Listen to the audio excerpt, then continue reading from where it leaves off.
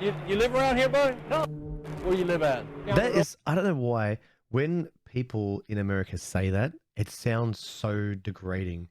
When they say, boy, you live around here, boy? Like, it just reminds me of like old America with the whole slavery thing. That's when they say, I don't mean to sound insulting, you know, but like, when they say it like that, it just, fuck, you know what I mean? About to, just gonna drop the hard R kind of thing. In August of 2012, the dashcam of this police cruiser would capture an officer with the Louisville Metro Police Department pulling over a Honda Accord that had expired plates. 3 were inside the vehicle, and upon talking to them, the officer conducting the traffic stop would quickly pick up on the nervous and anxious behavior they were giving off. A few seconds later, and the officer would hear the sound of kicking and yelling coming from inside the trunk of the vehicle. This is when the officer would call for backup and have to forcefully detain the 3 suspects. That's so lucky. On scene would then cautiously Bigfoot open the in the trunk. boot.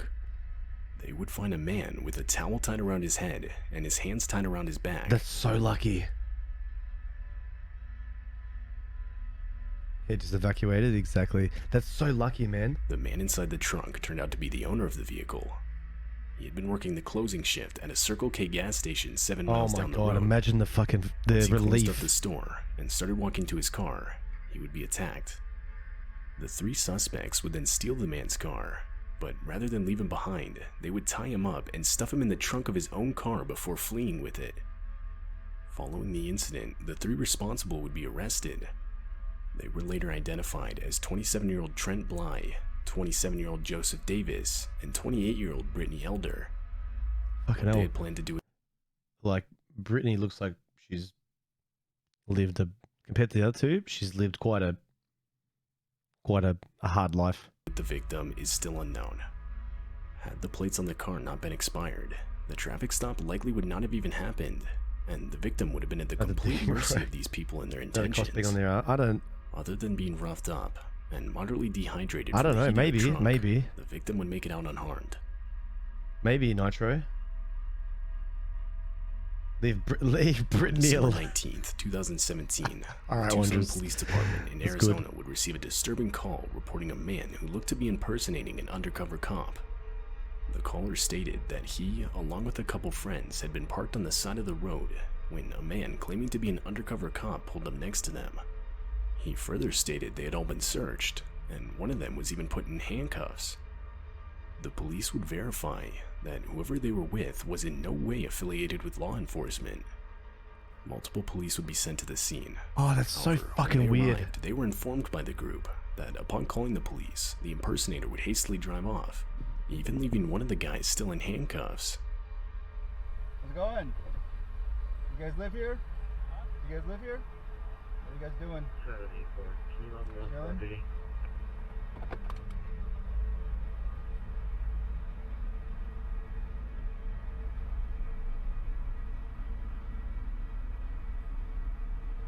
Bro, what's he doing? Do you reckon he's just a security guard or something, and he's just not happy with these guys around the area?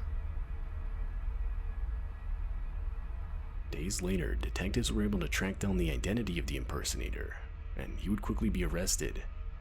With the help of a search warrant, officers were able to confiscate multiple items used during the incident. These included a white 4-door sedan with built-in red and blue flashing lights, a radio Oh, he's full with the earpiece, lights a and baton, everything. and a dash cam.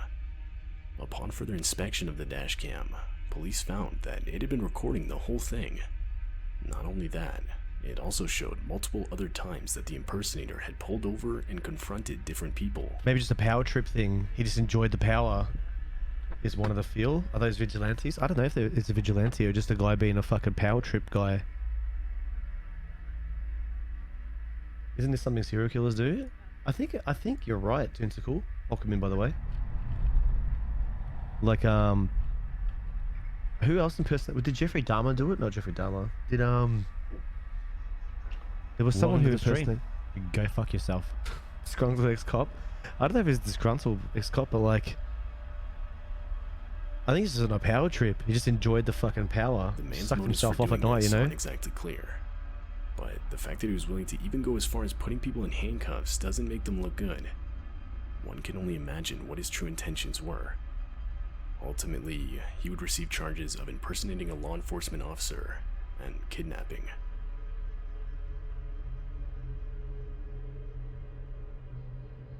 Stuff people do just to get orgasms. This dashcam footage shows the response to a 911 call reporting a burning truck.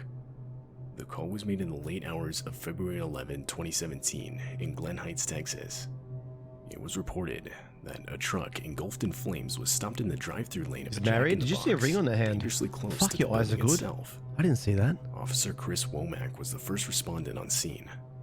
When he arrived, it was clear that the truck was to the point where it could explode at any time.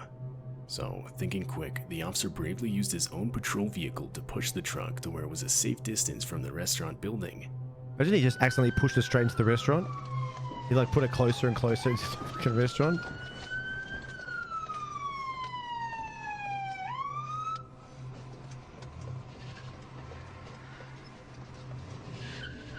I feel like it's brave.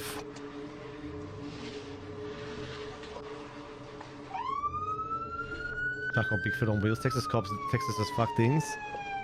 Hey, good for him, man. He probably saved a building and probably saved some people and... The act was able to save any damage to the building. It was also able to save any injuries from occurring, as none were ever reported. Brave and dumb? Yeah. But I feel like brave and dumb is like... This is gonna sound insulting, but I'm trying to make it sound not insulting. Like a lot of emergency services stuff would be both brave and dumb, but it's just what you do. Exactly, go hand in hand. Richard Lee McNair was a man born in 1958 in Oklahoma. When he was just 28, he was given 2 life sentences for murder and attempted murder during a burglary gone wrong. However, McNair is more well known for his escapes during his time in prison. McNair successfully escaped law enforcement a total of 3 different times. Bada bing boom. His first escape didn't last that long, only able to stay on the outside for a matter of minutes. And the second escape was a little different. 9 months out of prison as a fugitive on the run. Then, on April 5, 2006, McNair would make his third and Has he final got, attempt like, at is this escaping. tats or is this blood? Oh no, it's Successful, this bad quality but camera. seemingly not for long. As he was running on the side of the road, a police officer would notice him, and because police were informed of an escapee at the That's time, what I mean, the officer Varna. would stop him. Jimbo. You live around here, buddy? No. Where you live at? That is, I don't know why, when people in America say that, it sounds so degrading. When they say, boy, you live around here, boy? Like, it just reminds me of like old America with the whole slavery thing. That's when they say, I don't mean to sound insulting, you know, but like, when they say it like that, it just, fuck, you know what I mean? About just gonna drop the hard R kind of thing. Road by Pineville. Bible? Uh-huh. Okay. Do you have any form of identification on you? No, man. All right. What is? We got an escapee. Oh. Where from? Prison. Prison here? Yeah.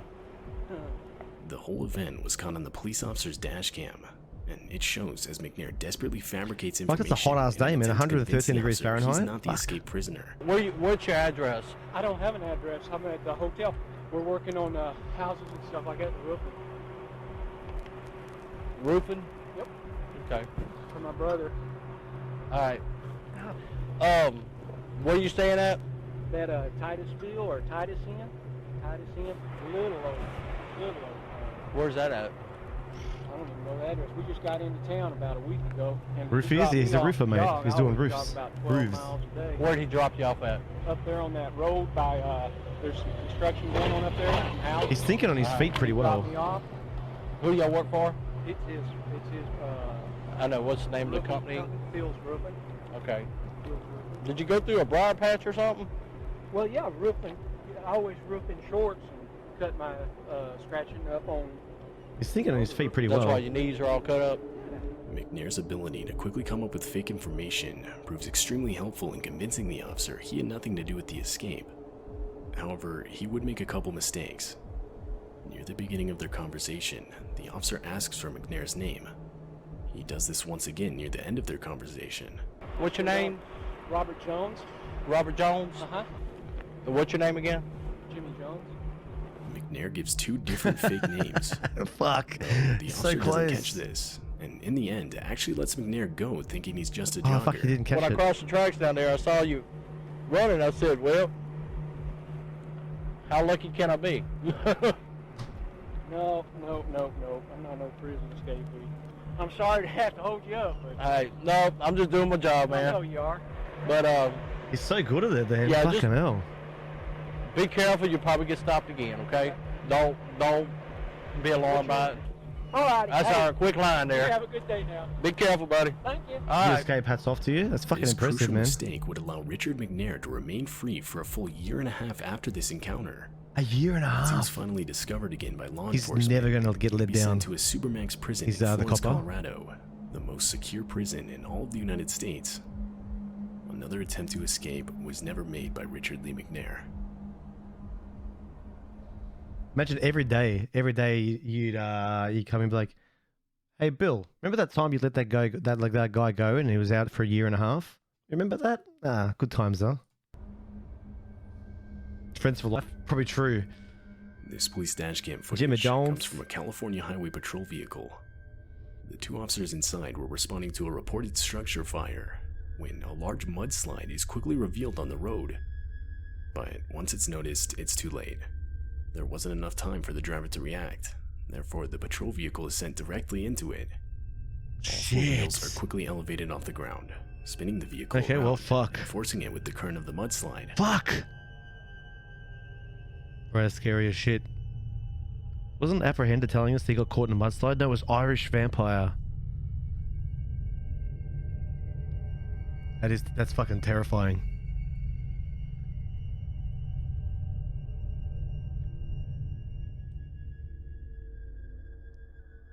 Just like a free bird, huh? Free Luckily, by some miracle, bird. the officers were able to regain traction and drive ahead of the slide. By That's- that that's point, fucking there wasn't crazy. much they could do but warn pedestrians and watch the disturbing sight of the mudslide rushing down the road and tearing through their city. Like an amusement park ride? Yeah, fucking terrifying one. What the fuck?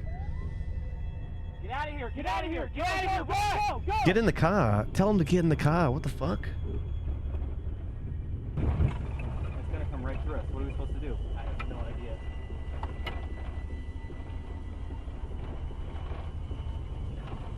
Ventura 29201, there is a very active mudslide coming down Olive Mill towards the 101 right now. It overtook our vehicle as we were heading north on Olive Mill. We were able to barely escape and we're down Let's see. by the Let's see. freeway Come around the now. corner. But it's, there's a lot of debris and a lot of flow coming down. It should be on the near the freeway very shortly.